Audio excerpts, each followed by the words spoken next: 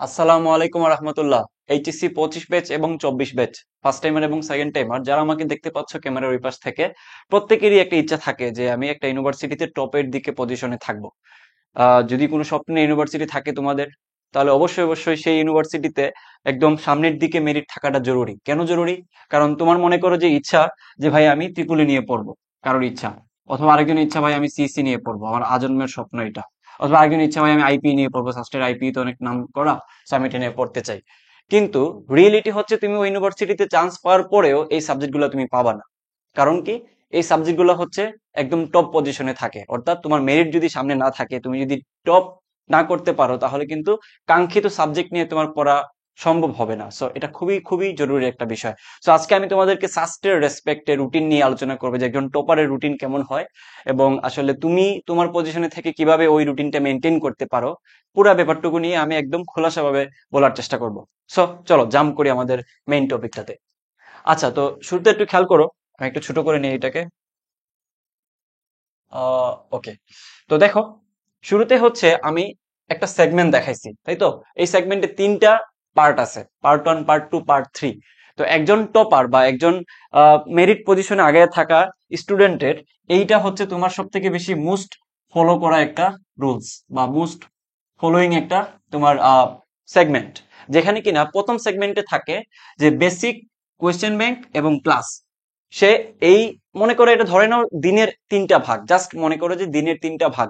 এই প্রথম ভাগে সে যেটা করে বেসিক, কোয়েশ্চেন ব্যাংক এবং ক্লাস, এই তিনটা কাজ সে করে, যেটা হচ্ছে বেসিক সবাই করে।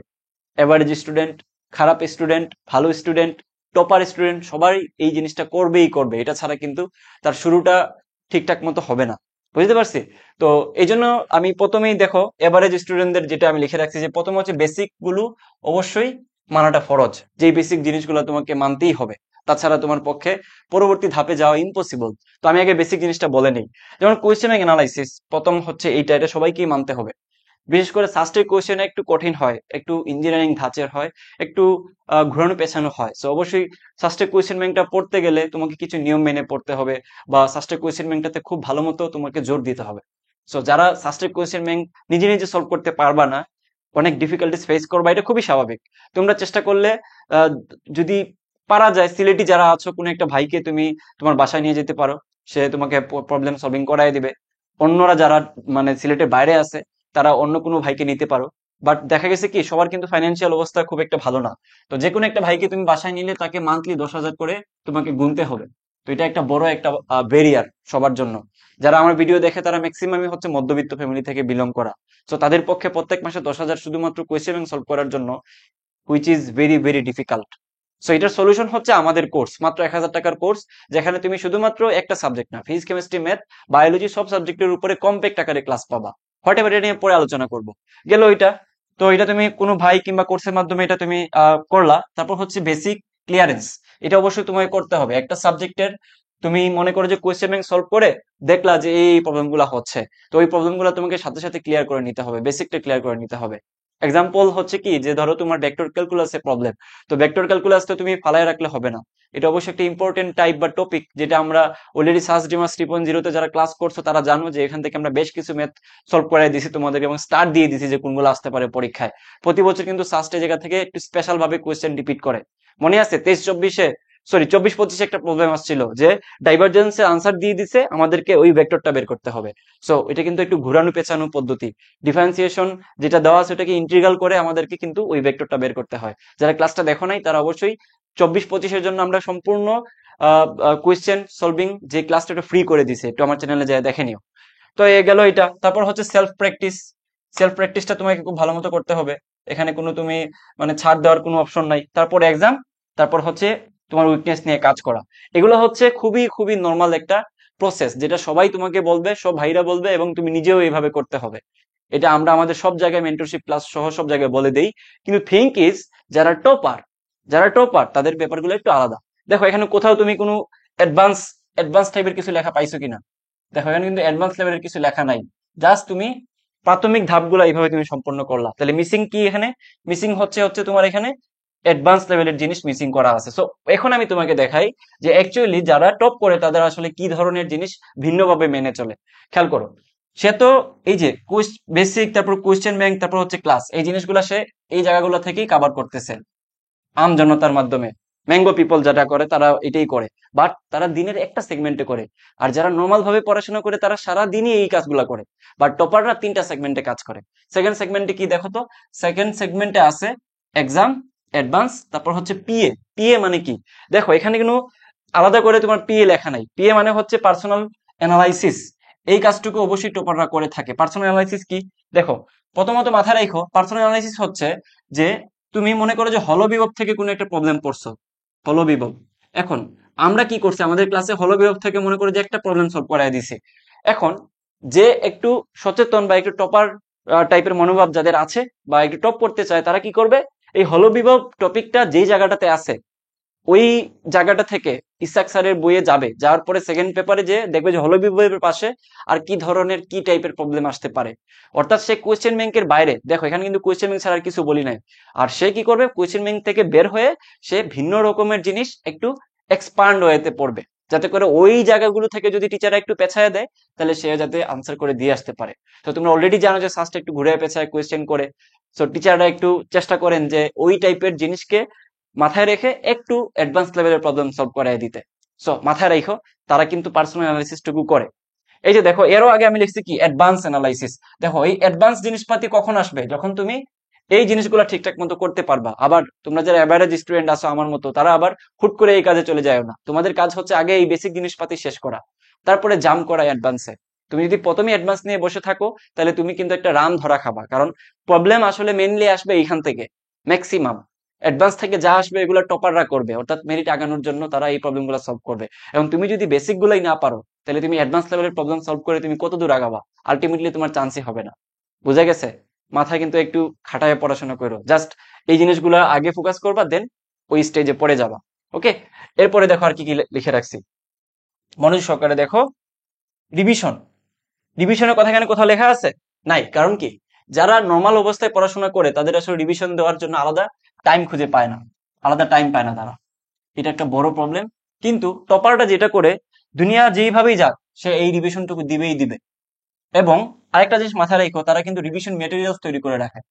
মেটেরিয়ালস, তারা রিভিশন তো দিবেই দিবে, প্লাস মেটেরিয়ালস গুলো আলাদা করে রাখবে, যাতে করে সে কোনো একটা উইকে বা কোনো একটা উইকেন্ডে সে ওই জিনিসগুলো আবার রিক্যাপ করতে পারে। কারণ একটা জিনিস একবার পড়লাম, বিদ্যাসাগরের মতো মাথায় একদম সেট হয়ে থাকবে, পরে ওই কাগজপত্র ছিঁড়ে ফালাই দিব, আজীবন মাথায় থাকবে, আমি ওইখান থেকে পরীক্ষায় যে ভালো একটা মার্ক আর্ন করতে পারবো। এটা তো হয় না। হিউম্যান ব্রেন অনেক তথ্য ভুলে যাবা। তুমি প্রথম দিন যে তথ্যগুলো পড়ছো, সেকেন্ড দিন দেখবা প্রথম দিনের কোনো তথ্যই মাথায় নেই, কয়েকটা ছাড়া। থার্ড দিন যায় দেখবা যে কিছুই মাথায় নেই, জাস্ট ফর্মুলা গুলা মাথায় আছে। ফোর্থ দিন যায় দেখবা যে ফর্মুলাতেও তোমার প্রবলেম শুরু হচ্ছে। তো এটা হচ্ছে very very normal syndrome as a student, as a human being. So revision মেটেরিয়ালসটা দরকার, যে আমি কুইক ভাবে যাতে রিভিশন করতে পারি, যাতে আমাকে বই বের করে আবার সেই প্রসিডিউরটা দেখা না লাগে, বসে বসে যে আচ্ছা এটা এই সূত্র, এটা ওই সূত্র। না, তুমি যখন নিজে নিজে পড়বা কোনো একটা চ্যাপ্টার, ওই চ্যাপ্টারের সবগুলো জিনিস রিভিশন মেটেরিয়ালস আগেই তৈরি করে রাখবা, যাতে তুমি কোনো একটা উইকেন্ডে বা কোনো একটা সপ্তাহে, হইতে পারে শুক্রবার অথবা শনিবার, তুমি পুরা দিনটাই রিভিশন করো, রিভিশন দিবা। টপাররা এই কাজটা করে, এই জন্যই তারা সর্বোচ্চ পরিমাণ তত্ত্ব মাথায় রেখে পরীক্ষায় আনসার করে দিয়ে আসতে পারে।